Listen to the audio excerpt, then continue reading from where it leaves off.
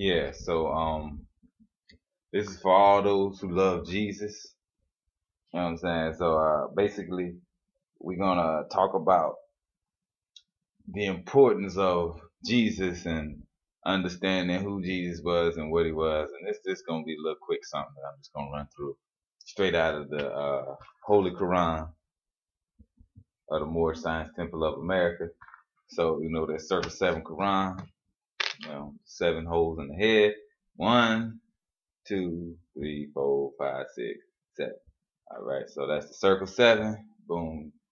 You know what I'm saying? Them the little 7 functions that you get that allow you to be able to decipher this reality and stuff.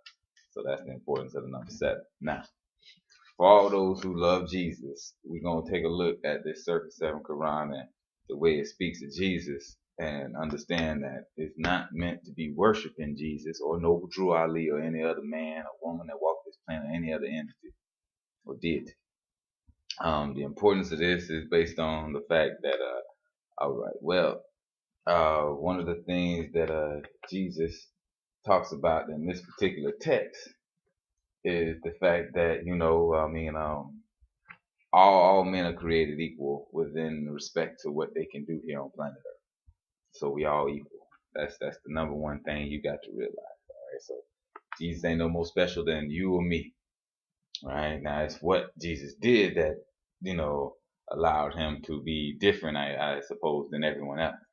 So, and then the question you have to ask yourself is, what have you done here on this planet that would suggest that you deserve to have that sort of treatment with respect to being different and stuff?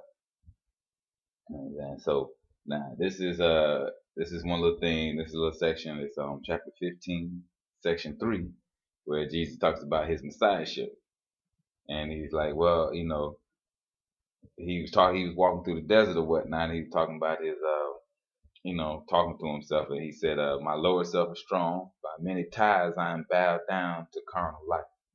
Have I the strength to overcome and give my life a willing sacrifice for men?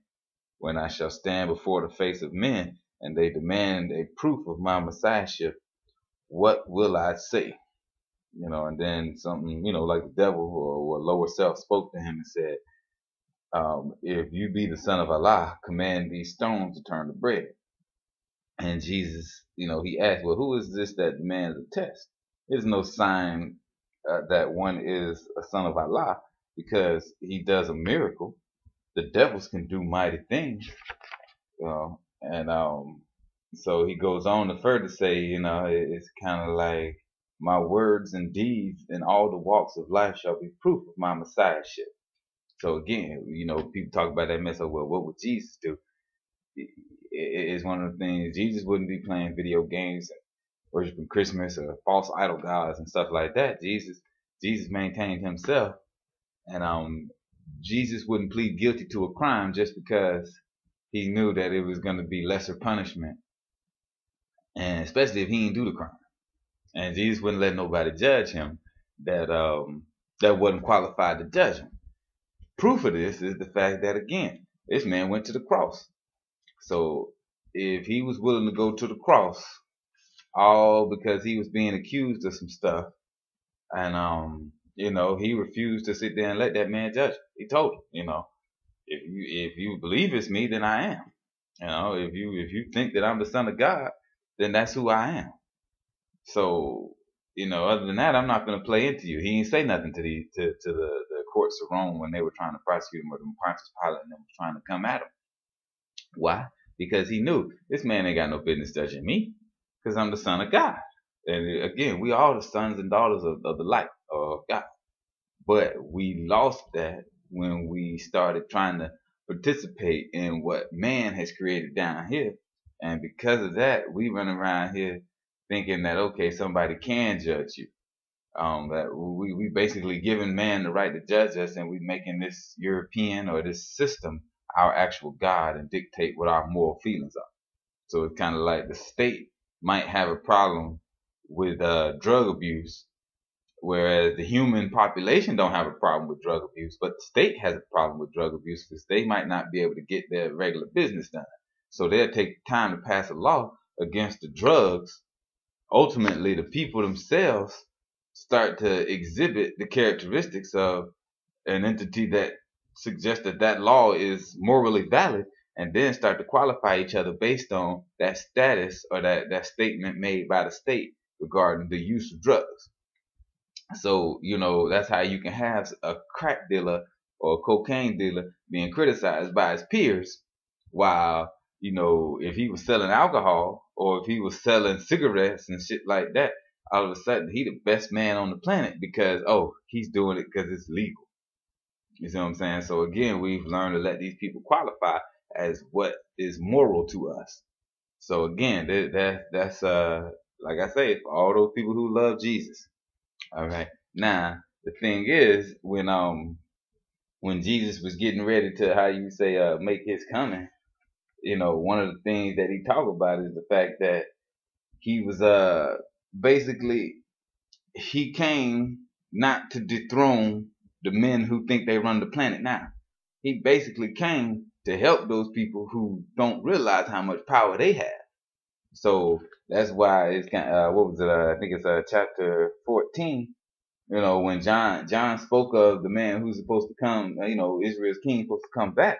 He had to tell him, "Be not disturbed, you rulers of the state. The coming king is no antagonist. He seeks no place on an earthly throne.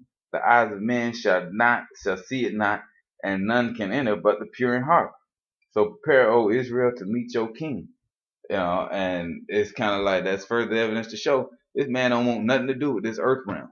He's trying to get us to a spiritual state, to the point where we can learn to live and exist in this reality without the shackles, the binding shackles that we have that result from us utilizing this body and believing so wholeheartedly in the carnal self, the lower self, the physical self. Now, right now, John goes on to say, "You have lived in sin, the poor cry in your streets, and you regard them not. Your neighbors, who are they? You have defrauded friends and foes alike. You worship Allah with voice and lip, yet your hearts are turned away and set on gold. Your priests have bound upon the people burdens far too great to bear. They live in ease upon the hard-earned wages of the poor. Your lawyers, doctors, scribes are useless cumberers of the ground. They are but tumors on the body of the state. They toil not, neither do they spin, yet they consume the profits of your marts of trade. Your rulers are adulterers, extortioners, and thieves, regarding not the rights of men. And robbers ply their calling in the sacred hills. The holy temple you have sold to thieves, their dens are in the sacred places set apart for prayer. Hear, hear, you people of Israel, reform, turn from your evil ways, or Allah will turn from you, and heathen from afar will come, and what is left of your honor and your fame will pass in one short hour. Prepare, Jerusalem, prepare to meet your king."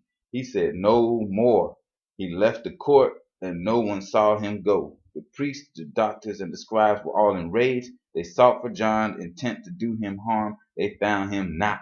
Again, he's talking to us. This is John talking to us, letting us know what Jesus came here to do, or what Jesus was going to come here to do in the future. So this is further evidence of the fact that we have a totally different fight here that will not be told in words. Another quote from Circle 7, okay, that, we're going to have to put up here in order for us to maintain our minds and keep our heads together. So, this is the further evidence to show you that, this is a mental thing. Another point to be made is that, all right, well, when Jesus was dealing with some people who was working in the field, and Jesus was letting them know, hey, you doing all right, man. Heaven is yours. And and it's kind of like the man, when he told him that, we scarcely know the meaning of that word. I guess he's talking about heaven. We toil to live and hope for nothing else but toil. And bless the day we can cease our toil and lay down and rest in Buddha's city of the dead. And Jesus' heart was stirred with pity and with love for these poor toilers. And he said, toil should not make a person sad. Men should be happiest when they toil. When hope and love are back of toil, then all of life is filled with joy and peace. And this is heaven. Do you know that such a heaven is for you? And the man replied, of heaven we have heard, but when it is so far away, we must live so many lives before we can reach that place. Again, because this is another thing. He was in India, so he dealing with the people who kind of deal with reincarnation. So they thinking they got to keep coming back in order to go to heaven. You know what I'm saying? And Jesus said, "My brother, man, your thoughts are wrong. Your heaven is not far away, and it is not a place of meats and bounds. It is not a country to be reached. It is a state of mind." So again, he's telling you further proof that where you trying to get to in heaven is in your mind. You trying to get peace of mind. And another thing he makes a point to say, Allah never made a heaven for man. He never made a hell. We are creators and make our own. Now cease to seek for heaven in the sky and just open up the window of your hearts, and like a flood of light a heaven will come and bring a boundless joy. Then the toil will be no cruel task. You know what I'm saying? So again, he's trying to let you know that when you start to open your heart up to see what's really out there for you to take advantage of with respect to what he has left for us with kind of like in an information sense, we have no reason to be toiling or be pissed off. In fact, we got every reason to be standing up for ourselves and actually being proper people and proper citizens. Um, this is the message of Jesus, and this is why I say this is for all those that truly, truly love Jesus and really know something about Jesus and really trying to make a difference in their life. Because what would Jesus do? Jesus would not allow a motherfucker just to come and just roll over him just because of the fact that he maintains somebody maintains in their own head that they are the ruler, they supreme, they the chief. No, you got to be willing to die, or how you say pass on, or to live all the way for the truth. You can't let somebody, just because they threatening you with 20, 30, 40 years and sitting there saying, hey, look at here, you plead guilty, we'll give you 5. Even though you know you didn't do it. Again, you in violation of the very code upon which Jesus was trying to get you to understand. So to all my peoples who love Jesus and who want to follow Jesus, I hope that you see it in your head that Jesus was a revolutionary, and Jesus was not the type of person to just sit there and let somebody push him around the street.